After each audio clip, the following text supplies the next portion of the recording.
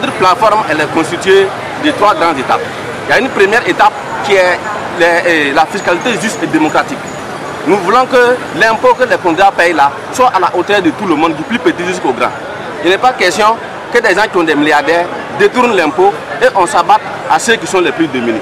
Quand vous plairez un fonctionnaire qui paye un UTS de 10 000 francs par mois, dans l'année ça fait 120 000 francs. Un fonctionnaire qui a la charge de famille sur lui. Alors que dans le même temps, il y a de ces grands commerçants qui sont dans le noir, qui ne paient même pas 5 francs, sous le couvert souvent même de nos autorités. Et c'est ça que nous dénonçons. C'est ça qu'il faut que l'impôt soit juste et démocratique. Vous avez vu l'impôt foncier, les grands bâtiments, qui payent quoi? Ça c'est un. De deux, sur la question même des moyens, ça c'est le grand axe. Il faut les moyens aux gens pour pouvoir travailler. À titre d'exemple, si vous prenez la question des locaux, alors il y a des services, et particulièrement plus de 40 agents, depuis plus de 3 mois, ils n'ont pas de locaux pour travailler parce que les bâtiments menacent de s'écrouler. C'est ici à Ouagadougou, les brigades de vérification du centre.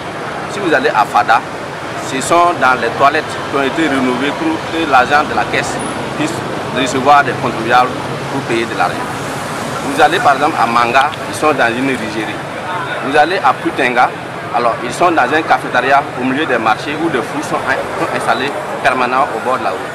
Donc c'est pour dire qu'aujourd'hui, la question des bâtiments d'abord là préoccupe les travailleurs de la direction générale des impôts. Et le troisième aspect, c'est la question des motivations financières. Nous sommes dans un domaine quand même spécifique. Et dans beaucoup de pays, les agents par exemple, ils ont des statuts particuliers, d'autres des statuts autonomes. Donc il est normal qu'au sein de la DGI là, nous revendiquons également le statut autonome. Mais aujourd'hui là, nous ne limitons pas seulement à ces aspects. Avant d'aller à un statut autonome là, il faut que vous ayez les moyens. Donc c'est une des revendications sur laquelle bien sûr nous tenons coup de coude et nous pensons que si nous avons les autorités responsables, c'est des questions qui sont objectives. On ne devrait pas se retirer là en train de faire un bras de fer.